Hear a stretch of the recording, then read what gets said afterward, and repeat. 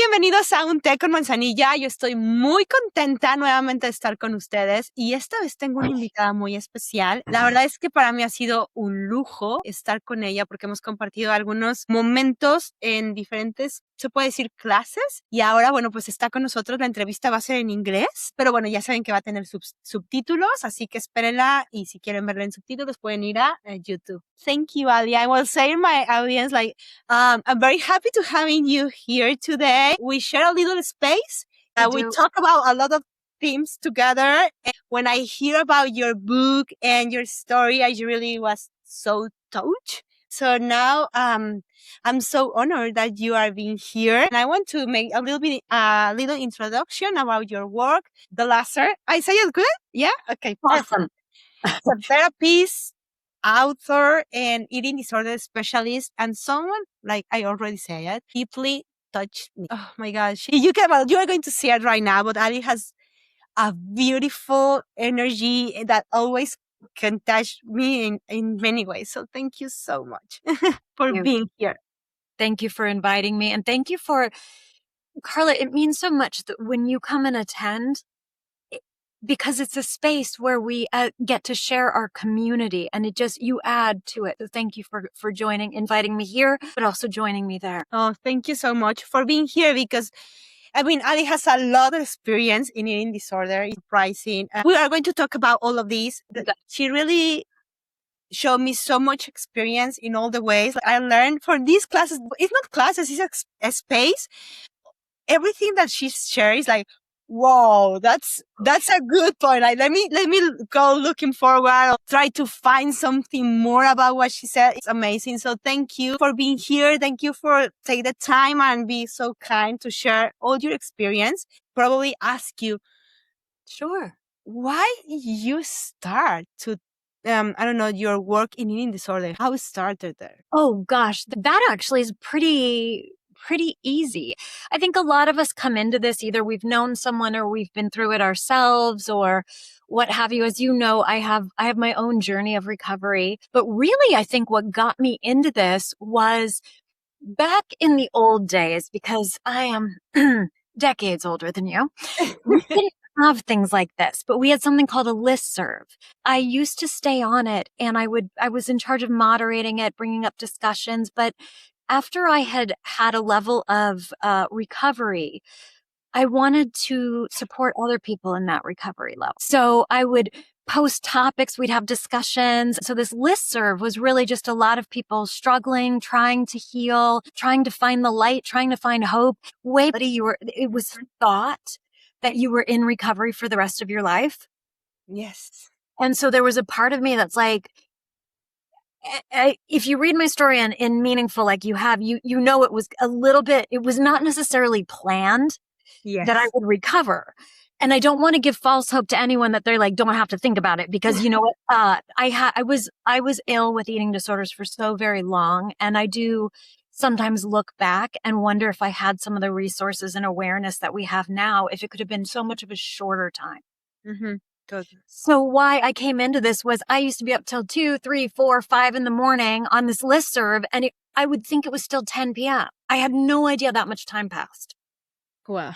So I loved it. That's something that you said right now. Everything during the time changed, right? Because I do remember my first time that I was going to treatment long time ago. People said, like, this is going to be forever. You had to take care of you. Yeah. And like, why do it? If you have to be sick forever, why? Yeah. And what's the hope that they give you? I remember, like, okay, I'm never going to be normal, right?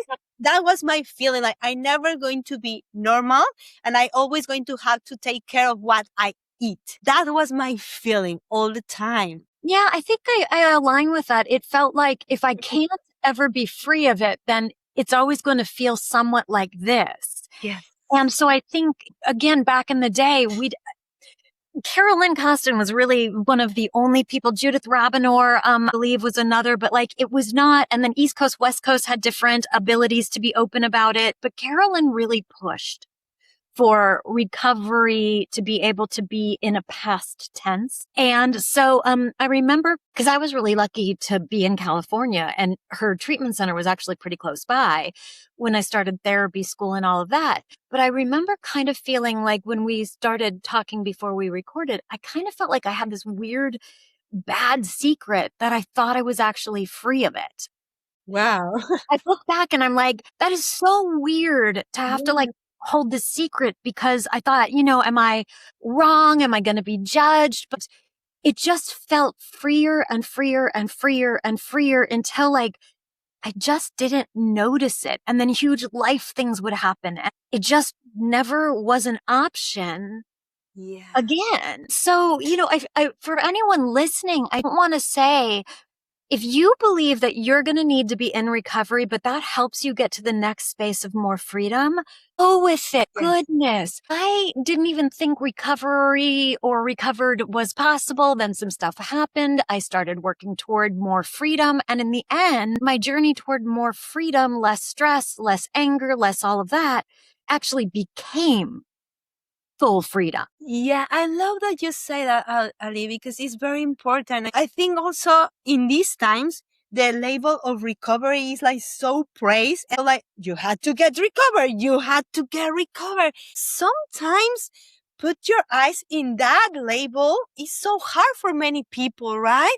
Well, there's a new book coming out that actually I brought on a recovery coach to co-author, because she could bring in some different like, your training, you get to do some of that in the trenches work that a therapist doesn't really get to do. So it's called My Child Has an Eating Disorder, an essential guide for parents of kids, teens, and adults from Bloomsbury. That's coming out in August. I got it. Why I'm bringing it up is there's a big section on recovery, research, how as a field we don't necessarily agree. Some people think through my work, I don't want to stay focused on my own recovery here because it's so much broader, and I don't want people to over-identify with my story because then they judge their own stories. Yes. So when it comes to recovery, recovered, I agree. I'm hearing a lot of pressure put on people. And instead, I think it's really important to acknowledge, some of my patients, clients, I just prefer the word people, believe that they can never be recovered, but they accept, maybe they're a little skeptical, but they accept that other people can be. Yeah. But for them, it's never going to happen. But would they like to be a little freer? And so once that agreement, there's always room for more of a life that you want if you are living a life that you're not really in a space of finding each day to have lots of value. I know for me that most of my clients, the food stuff, it just gets in the way of experiences in life. So if people who are listening are living a life that's being interrupted, doesn't necessarily have to be that way. Even if you have a diagnosis that makes you focus on food, whether it's, you have to be gluten-free because you have celiac or whatever, diabetes, it's hard not to fall into a trap of it becoming so all-consuming. Yes.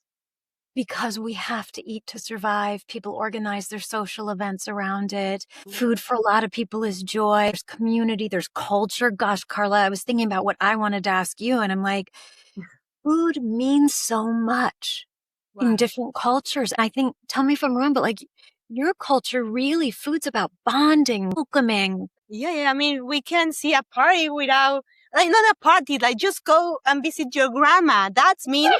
Like you have a big, big meal there, and she worked. I mean, your grandma put all the love in that meal, and she's waiting. Probably she's not giving you a hug. See, the first thing they say, "Come and eat." That's the way that she's expressing love, right? Right. And we are always coming in. I don't know. In a Mexican table, is always food for everyone. Doesn't matter if you plan for 5 and there is 10 coming, all of them are welcome in the table. We just put more water to the beans, and that's it. That's it. And it's, as you said, food is a little bit of love. It's an expression of actually a language in some cultures. Yes. And I don't think I thought of that until right now. The language of what food preparation, all of that communicates. Yes. Communicates a lot. Even like we have different food for different occasions, right? We have food for Christmas and food for Amazing. like different things, and it's amazing. Also, the flavors and the colors around the food, and how much impact that in your space. I mean, food means more of that.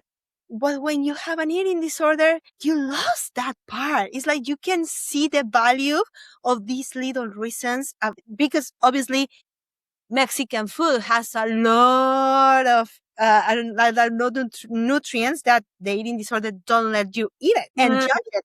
And then you start losing that part. Oh, this is my culture. Remember, I always think like it's also history. Yeah. It's the story. That food talks about who we are and where we come in. That's so powerful. History has a story. Yes. Oh, that is beautiful. History has a story. Yes. It does. I'm from the way I was raised. We, as you can see, it's a very white. Don't even know totally what it is. There wasn't a lot of culture. I know that like my grandma used to make Yorkshire pudding, which is this sort of almost like a quiche, but more of a bread. But that was one of the first times that I was like, oh wait, I might be connected to a culture there, because none of my friends know what this is. Oh yeah, it's so strange how like some people are just raised connected to a culture, and other people, I had to go really search to find my story in my history. Wow, I never hear that before. I am in this part like, well, we know what is our food. That's it, right?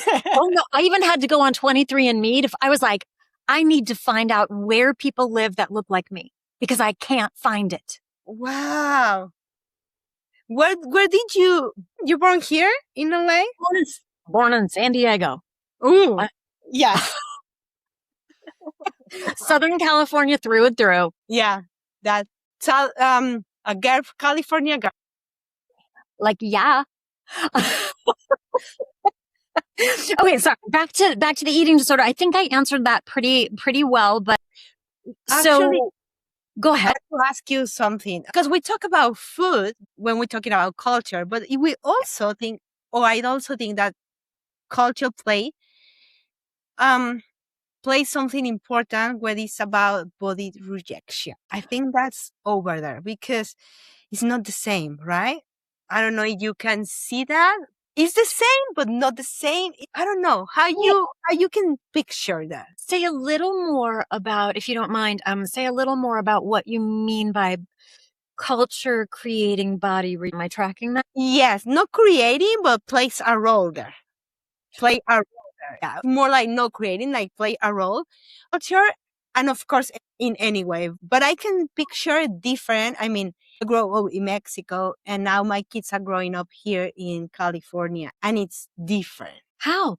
That's so interesting to me. What do you, with your attention and focus, Yeah. what are you noticing about growing up here versus growing up there in regard to body rejection, body acceptance? I noticed it in the difference of here in LA. I don't know. Well, I think all America probably. To divide bodies into races, kind of that. Like these kind of bodies are into races, right? In Mexico, it doesn't exist races. All are Mexicans, right? But like we don't say this is white Mexican, this is like dark Mexican. We don't say that. They are all Mexicans. That's it.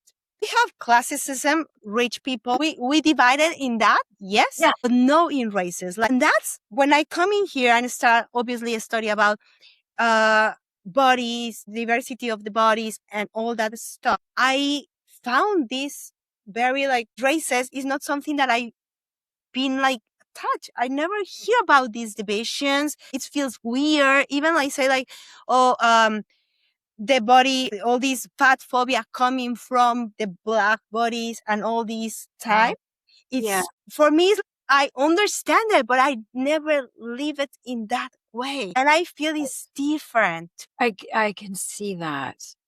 And the question for you is exploring right now with us about the contributions. I thank you so much for sharing that. As you said that, what came to my mind was recognizing that the way brains work, we tend to categorize, like the brain is constantly chattering and categorizing. And sometimes we notice it, sometimes we don't. When we have like a thought that's just so out there, I think we're like, oh, brain, that's so silly. But thoughts like that happen over and over, and we start to just kind of accept them. Yes. And in that process, what I just heard you saying was, but even if it's for explaining or research or whatever the reason we are categorizing, in the process, we're also separating and dividing. And I think for me, where that connects to the body piece also is because a want to feel special, a want for power, a want for safety Yes. are then going to start these more than other categories. Yes. And I'm just working through this in my brain, thinking about the research, thinking about clinical experience. And I'm not trying to say this is why. I'm saying this is what I'm recognizing as you're speaking is how could that not happen when we are separating by race and body? Because we do have different shapes and structures and epigenetics, and why some of our structures are the way that they are, because we have to do that work in another part of the country. So inherently, we just are similar and different at the same time. Yes. I love that. Also, I think what I asking you that is because when we work in the field of eating disorder, we also treat little different races, different cultures. When you obviously you are afraid to some parts of the body, the changes of the body, the picture that sometimes I think, oh, I don't know how my client is going to relate it with their bodies in different ways, but we have to be open also to these different impacts of the cultures and the images that they related to, right? When you're talking about that. Absolutely. And it's so layered. As you said you grew up in Mexico. I'm thinking about a friend from Brazil who much as friend, not client, so I could say it, had such pressure for thinness, for like even where we live. I said I grew up in San Diego. Well, I grew up right by a beach. So the pressure or pressure to fit into the normative, to be in the desired category, the socially desired, this whatever was seen as almost the safest category to belong to. And that's where I see, sometimes we are going against our genetics. I know that that's kind of like old news for a lot of people, but it's also new news to some. There's a small portion of the population that can have some of the things that we see as the ultimate bodies, that we are marketed as the ultimate bodies. So it can keep us buying into things and staying small mentally and in our power for the rest of our lives, because some of us can spend the entire time trying to match measurements that our body's not built to go there. And even plastic surgery may not get there. If you were wildly wealthy, you still may not be able to get there. Yeah, I love that you mentioned that, because it's like you made your body as like a project of your life. Found this a lot when we start talking about eating disorders, and with some clients, they come and say like, they didn't notice it, but at the end, their bodies turns in the project of their lives for many years. And when they can picture that, it's so sad for them. Wow. Sorry. Yeah. That is exactly what, when we talked offline and you said you wanted to mention anger. Yes. One of the bigger inspirations for me to start changing my life was looking through my photo albums and seeing, as you just said, the product instead of the life. And that pissed me off. I was like, I've lived all these years and I'm remembering my dress size and my weight.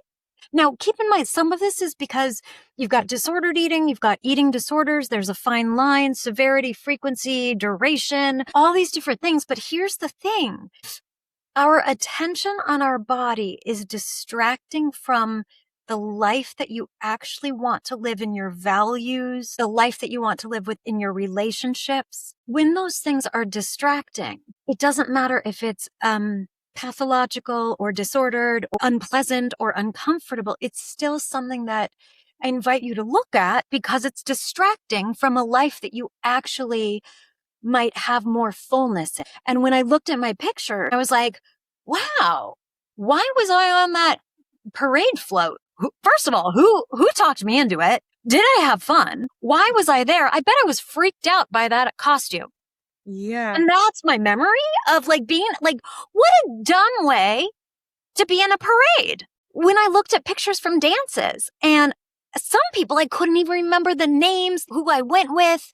And I was like, but I remember my size? What is the dumbest thing to be that in this limited space, like a computer, only a certain amount of things can fit in this head.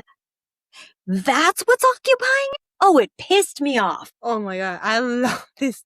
I love this, Alli, because it's true. I mean, I love it. No, and I think we didn't talk about that. That's why when I talk to you, it's like, that surprised me, because the first time that I hear about how much you can be angry with your eating disorder is when you mention it. And that's true. I mean, it happens to me probably during recovery, but not before. Yeah, it's true. Like, pull out from that string and you can get out the eating disorder. I love it. Back when I was both in the eating disorder and in recovery, eating disorder feels pretty new. Bulimia nervosa wasn't even in the DSM till 1980. Binge eating disorder came in 2013. So we're still developing and emerging so much as a field. I have to look back and figure out what are the pieces that helped me change and at least offer the pieces. It's not that those pieces will be the formula for someone else, but if they can contribute to like a big list of ingredients for someone else, then I want to offer those. But now, Carla, we've done so much research. We have so much better theories, better interventions, better things to offer people. If they can have a relationship with a helping provider, if they can afford it, yes, very expensive illnesses, but if they can have experiences where they connect with the provider in a way where they don't have to sink away with shame, because the secrecy keeps the eating disorder active. Like, I don't want people to have to figure it out on their own or just stay with the eating disorder the rest of their lives. Treatment is partially a relationship. And if you really hate the person that you've just been forced to meet through insurance, can you get anything out of it? Or do you want wellness bad enough where you can get something out of it? If you need a relationship to be better, this is like don't be unethical, but this is like dating. Yeah. If you have more options, throw it out next. Yes. I am in the same line. Yes. If it's not working, not working. You don't have to be there 20 years until that works. No. So to even give things a good chance, if your openness to recovery and healing is there, even if the person isn't like your favorite person, there still may be skills. If you're not very open and the person really feels like you're going to shut down more with, that is probably not going to be helpful for the eating disorder recovery. But maybe there's another area. It's so complicated. And I never want to say, I'm careful with how I talk about my own recovery because I cannot recommend it to other people because I do not know why I'm still alive. I look back at some of the things I went through and I'm like, my body just came through, but not everybody's does. True. So I can't be like, I figured it. And these are some of the things that I like. No, there are tons of things. There are good books. There are self-help. There are clinicians. There are coaches. There are teams. There is medical safety. If your doctor has any eating disorder, just knowing what's going on your insides can just help with some level of safety or security, even if you don't think that it matters at this point, because that's kind of part and parcel for many people with eating disorders. They're like, whatever, you throw up every day, whatever. I understand that it feels more important to honor the need for the body to be a product. And I'm also saying there it takes a toll. If you starve an animal that you love to death, if you over-exercise an animal that you love to death, like take your pets. Would you ever treat them the way that you are treating well, they have medical consequences at some point.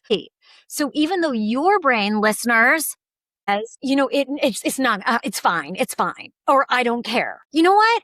You may not, but someday you may. And right now I can nearly put down money, and I know that would be unethical, and I'm not going to actually bet with any of you, but I do bet that somebody does care. Yes, I love it. And I like that example because sometimes I hear like, I don't know what is the correct thing to do. I am in this stage of doubts, right? Like, should I go? Should I know?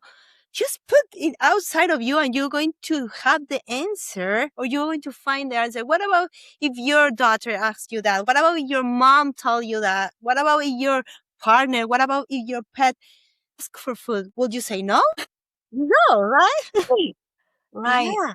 Right. Yeah. So I think, I know we don't want to like make a path, or like the only path to recover is this, but what do you think could be like something that have to be in recovery that we cannot escape? Not the only things, but something that had to be there, or like, because you have a part in your book. I know there is more resources now, and we are in this, you mentioned it now. Even since my book, there are more resources. Thank goodness. Yeah. But I love your book, by the way. It's called Meaningful. We should probably say the title. I love it. We had to translate it, please. But yeah, I think for me, there is some things that couldn't escape in your process of recovery, that they had to be there. I don't know. Like, you know what? I don't know if I can, I haven't really thought about it in that way, but it sounds like you have. Will you make this easy? What did you see? I would say first, hope. For me, if wasn't hope there, I will never recover, because I think that little spark I needed to feel like, oh, probably I try it and let's see what happens. So hope for me is important. I don't know for you. Wow. As I really think about this, don't know if hope, maybe in a tiny, tiny little mouse voice somewhere in there, but overall, me really was somebody finally not letting me live in my space of, it's just what I do, it's fine, blah, blah, blah. Somebody spoke up. The anger about the photo albums, and not knowing how to stop that from continuing, because I knew I didn't want the rest of, so I don't think that's called hope. I think for me, it was actually more pissed. Yes, you were done. I was just, I wanted less, I did not set forth to be recovered, because remember, in recovery was the only option. So I was like, well, fuck this. Just would like to remember what's in my fucking picture. Later. My parents are old. I would like to be present with them and not dating the stupid cake on the table. Like it took me out of so many moments where it was all about what was on the craft table, what was, the temptation of what I would eat. And again, some of this was that way in disordered eating, but once it went down that slide into the eating disorder, it was just like, it was just game on, obsessed. Yes. Game on.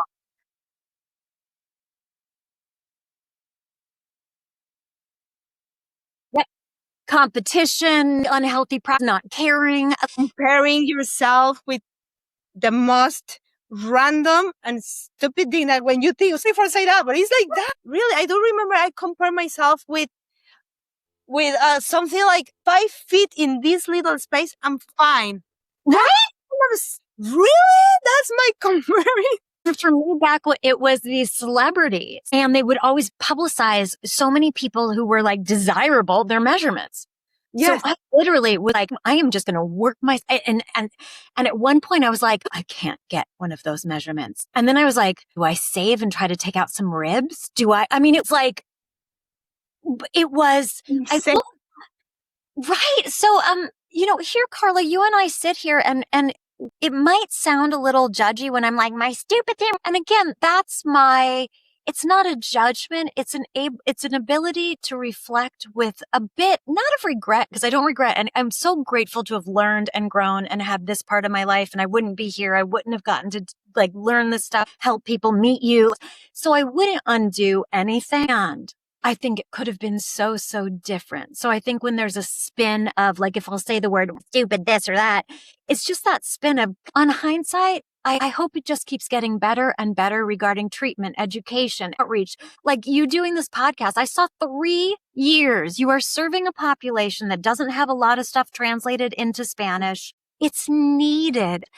You're giving people opportunities to just know that a different life is out there. And that may be something that right now doesn't matter, but maybe in a few years, they're like, you know what?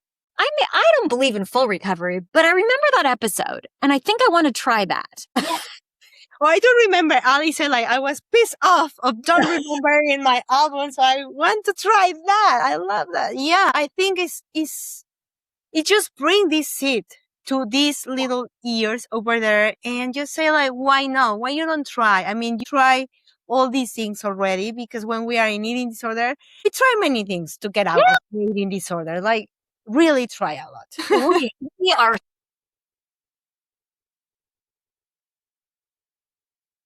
Yes.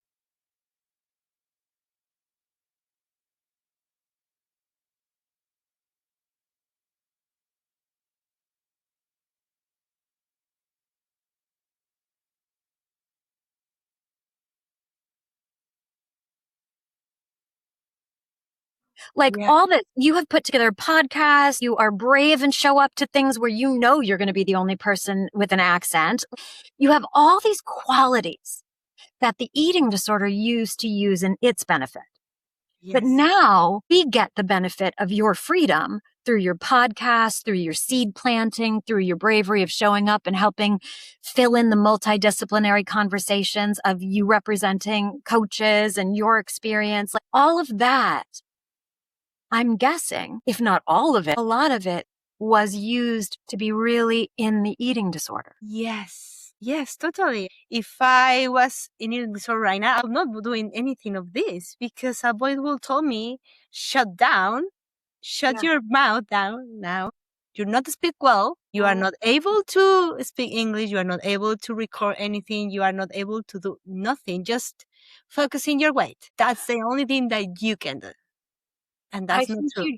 I think you just gave me, when you, earlier when you asked the one thing that I think I had to have, it wasn't the anger. The one thing that I think and I will only say for me, made recovery more possible, even if I didn't use it, I needed to learn what my voice was. And what you just said, be quiet, shut down. I knew a lot of external things about what I should say, how I should be, you know, those things that you follow the path and you should feel safe. No, I mean, you follow the path and you should feel like yourself. You should be, you know, better, whatever it is. Followed external ideas, I think, more than learning what my own brain said, what my heart said, how I could learn to trust me more. And I'm not saying that like using your voice is required for it, because I don't think anything's required for it. I can't, there's no single thing for mine piece of it that actually I look back and I think made it possible, at least learning what my voice actually was.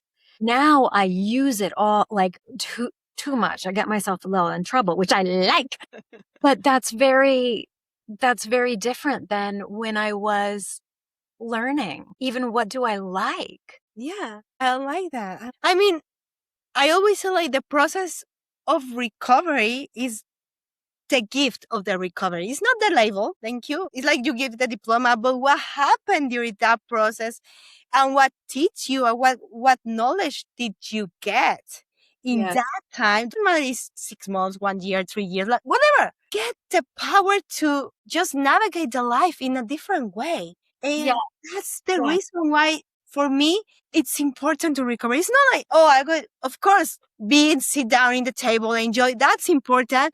But have these moments where you know, like, you know what? I'm scared because I'm scared now. If parts of me like, why you are doing this? Why you are making it like interviewing English? These parts are in me. But you know what? Same as before. Fuck it up. I don't care. One day I start eating and this is not going to stop me. And it's the same. Right. I'm so with you on that. Yeah. It's interesting when I look at kind of like thinking about the patients clients I've worked with. So often they're the most amazing. They don't think it, which is why I have such a problem with the whole like high self-esteem, low self-esteem, because sometimes the people who I wished could see how they could have such high self-esteem, the lowest self-esteem. Self-esteem is actually like, if we go outside of research, basically it's our opinion of ourselves. Yeah.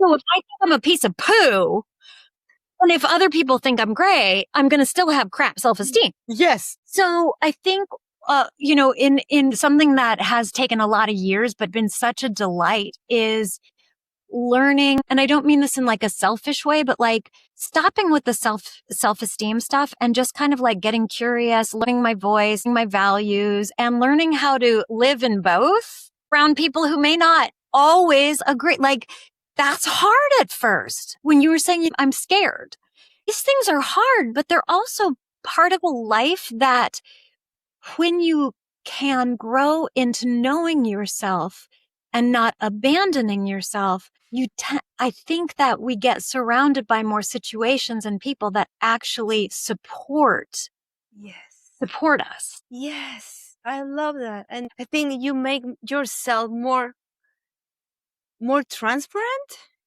Yeah. And more who you are, and accepting that sometimes there is people that is not going to be in your life. There is people that go away. That's okay. Yeah. Sometimes you are going to have bad days, and that's okay. You are going to have situations, and all of us passing difficult situations, having all these problems, and that's okay. You don't have to be, beat yourself up anymore. It's what it is. It's it. Yeah. Yeah. Alli, thank you so much. I mean, look at the hour. I love to talk to you. It's very inspirational for me that you are here and listen your voice. Thank you for bringing this happiness spark, because you're really contagious with this spark of beautifulness that you have. Thank you so much. You. So thank you. And for anybody, if I can say for anyone listening, I always wonder what resonates, what lands. And I know you'll post this, but like really invite people if they're comfortable to share if something landed, didn't land, whatever. I think it's such a wonderful conversation. And we don't have to have echo chambers or agreement. Just conversation. Yes, I love it. Your book. I want to just invite the people to buy your book. I know there is that one, MeaningFULL. You can find it in Amazon, in everywhere, right? Because if people are looking for them, people listen in Mexico, there's people listen in Argentina, there's people listen in Spain. So if they wonder where they can buy it, they can buy it online. Yeah. As you're noticing, I made sure I'd never advertise it in this way. I made sure that it's not just 23 stories of white, blah, blah, blah. I mean, people, different cultures, different, like that was something that was so important to me in putting it together. 23, it's called MeaningFULL. And my new book is coming out in August, but this one is 23 life-changing stories of conquering dieting, weight, and body image. And originally when I did it, I still am trying to figure out how to reach people before they continue getting sick, because a lot of times we don't realize we're sick. We don't realize we've actually developed an eating disorder. We actually think we're failing a diet, we're failing willpower, we're failing, when actually you have excelled so much that you are in a full-blown eating disorder. And so some of the feedback I've gotten on this book has been people saying, gosh, I identified with multiple stories. And I saw that, there are ways that I can grow. I started talking to a coach. I started talking to a therapist. So I've gotten some beautiful feedback on it. One of the things that really drove it was making sure that nobody had a pass or a fail by one person's story. Like if you didn't connect enough, if it wasn't quite enough I was like, with 23, there's got to be a couple things for each someone will connect. right? Yeah, it does. And you have like, oh, that happens to me. Maybe not the whole story, but I have a point there. Yeah. And you know what? I really like it. The stories are amazing, but I think it's you inside that book, because it's not that book, the book that eating disorders and all these things are going to happen if you don't recover. And that is not that book, because it was like, whoa, I never think it that way. Like, how this did. Like, I love it. Yeah. Not some are, icons in the fitness industry. And I remember some of the stories I wrote, some people wrote their own stories and then I edited them. But a lot of them, people sent me written interviews or I interviewed them. And so in the audio version of the book, you will hear the different ways people speak because I had audios of them. No and then I'd way. write the story and then I'd send it to them and they would fix things. And then we would go back and forth. But like I was the one that wrote it all. But when I recorded it, could hear, you will hear each person's voice in the stories because I can't say the lines without them. Didn't know that. To listen in that too. It's fun. I'm going to do the audiobook now. For sure. So generous. They just wanted, some people, I even had to really like bury their identities because it would have been a different story for them sharing, but each person just wanted to give and hope that other people were affected, somehow learned something from what they learned. So the whole book is just really generous. Yeah. Well, they had to get it. People get the book. It's really good. We have 2 options. You can get it in a copy. You can listen it. And we will find someone to translate the whole book. Yeah, we need it in Spanish, for sure. Carla, thank you so much. Have a beautiful, beautiful rest of your day. And listeners, thank you so much. Gracias por estar aquí. Vayan a YouTube. Ahí lo pueden encontrar con la traducción y nos vemos en el siguiente episodio. I can understand certain words, like I'll